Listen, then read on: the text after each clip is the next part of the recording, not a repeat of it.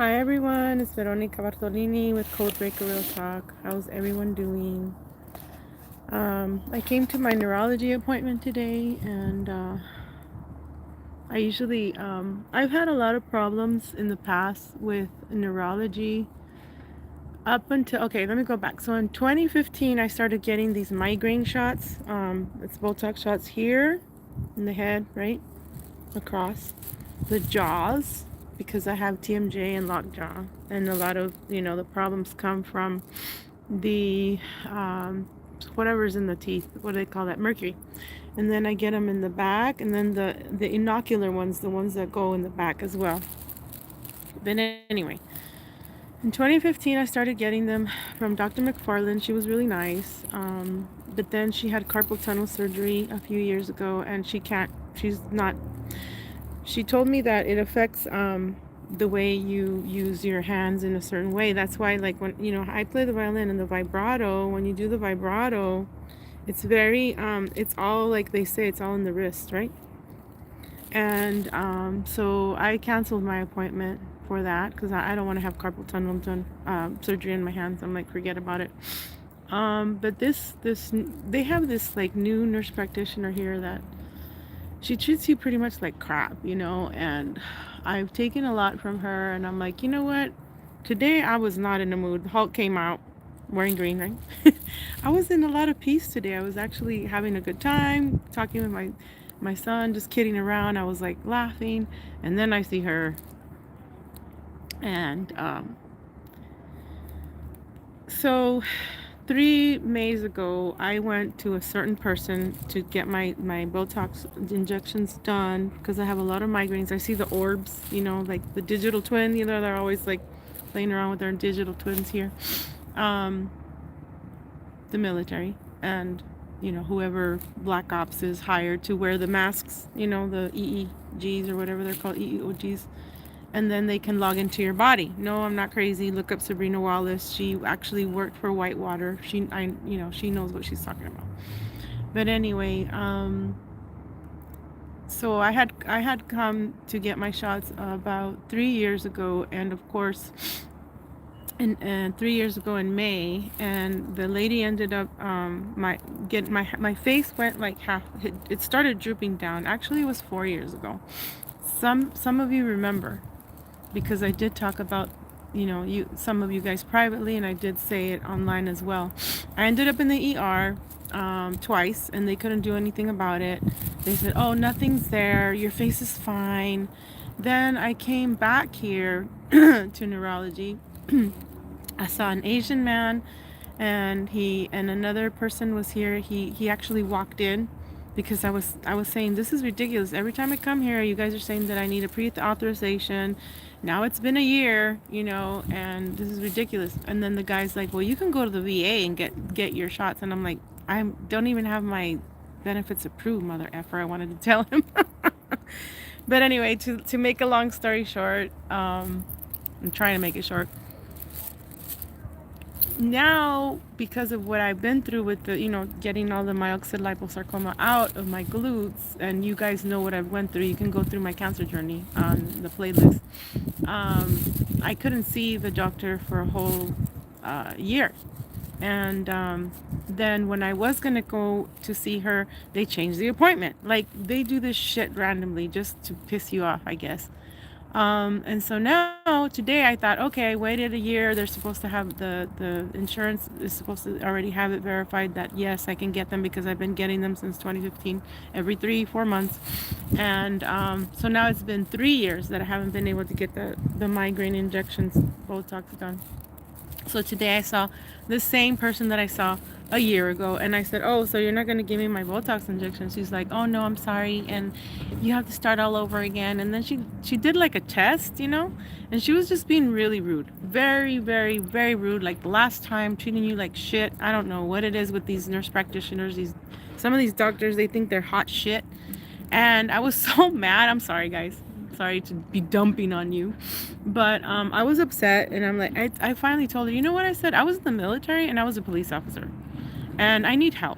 Oh, as soon as I said that, oh, boom, her whole energy changed her attitude, you know, and I was like, this bitch. I hate doing that, you guys, because it's not right. You're not supposed to say that. You're not supposed to use your authority or your past authority, right?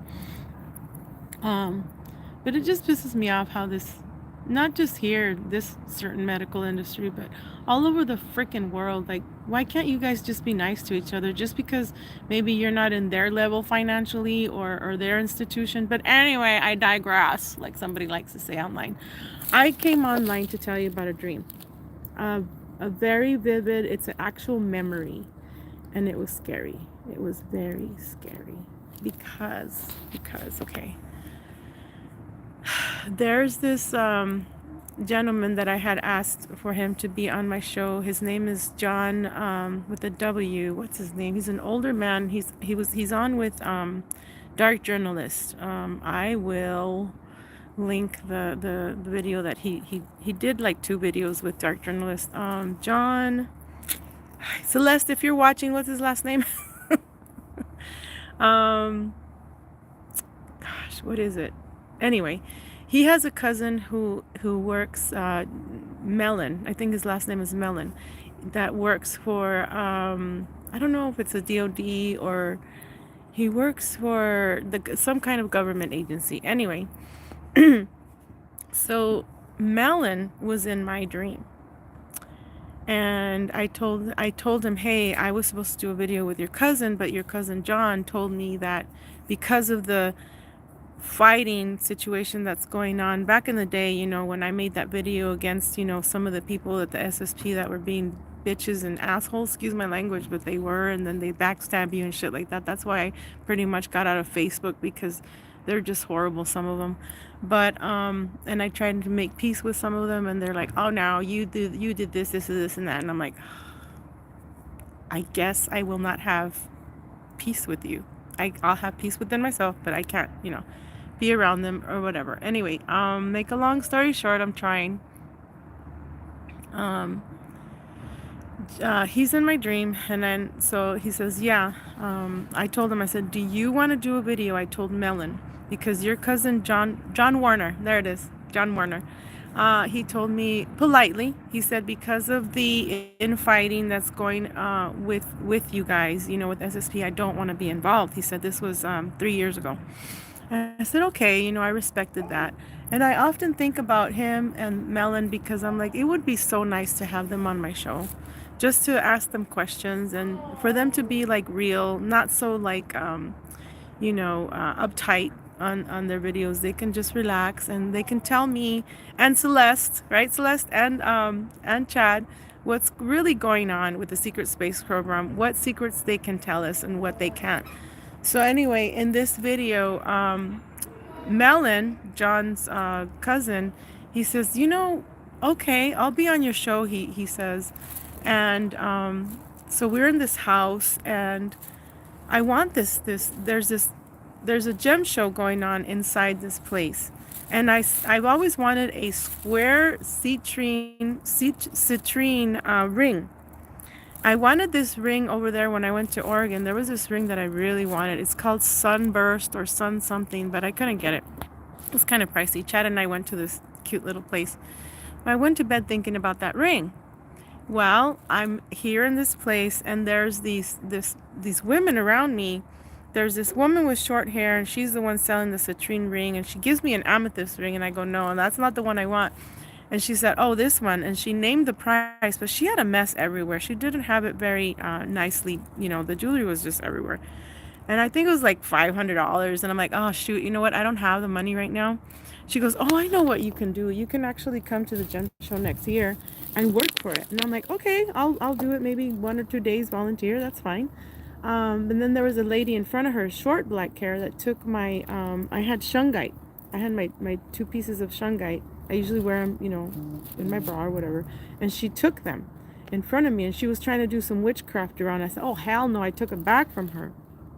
There was other bad witches, really bad, evil witches around me. And I'm like, you know what, I better get out of here, because this is not right. Something's going on. Something, black magic is going on here. So then I go outside, and Melon is outside, and he gets this tall being that doesn't have skin. It's like she's been skinned. It looks like she's a jellyfish being, like a mermaid, but she doesn't have the mermaid how do you say, the skin that you usually see when we're out, you know, because I know I'm part mermaid. So when you're in the water, you know, you have your tail, you have your, you know, you can swim underwater, whatever. When you come out, that's when you get your human form, right? You get the actual skin, the human skin.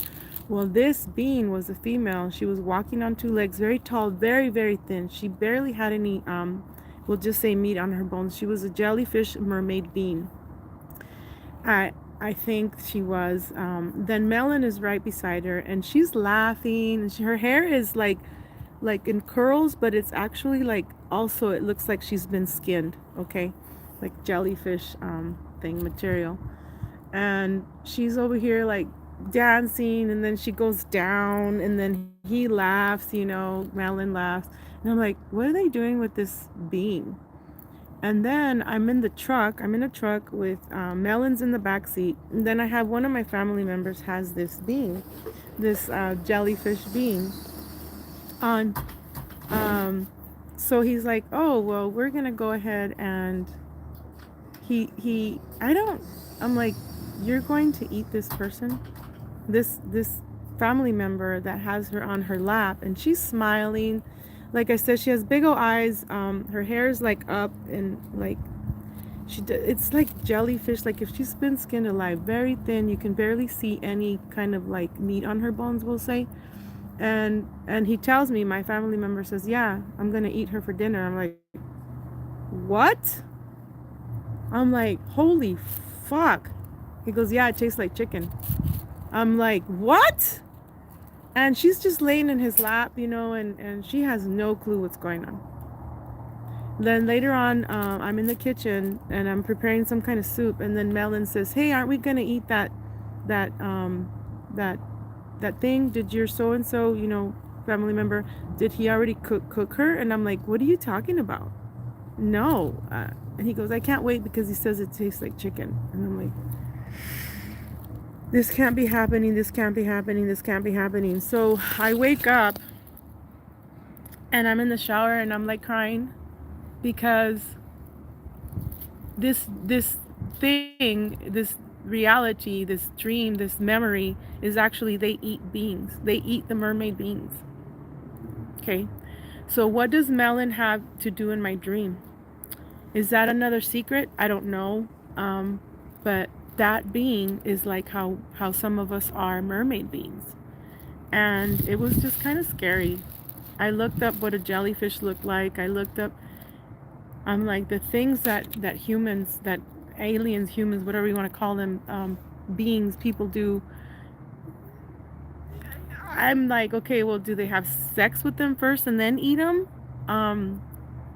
It was, I'm not kidding, it was just like a jellyfish being, but it was in human form, but it didn't have skin. It was red. I could see the little kind of like carnita, like the white meat on them. I don't know, guys. It's just, this dream has me all fucked up right now, and it's real. It felt really, really real. I think it's a memory. I think myself is trying to tell me something. I don't know. What do you guys think? I'll see you later, okay? Bye.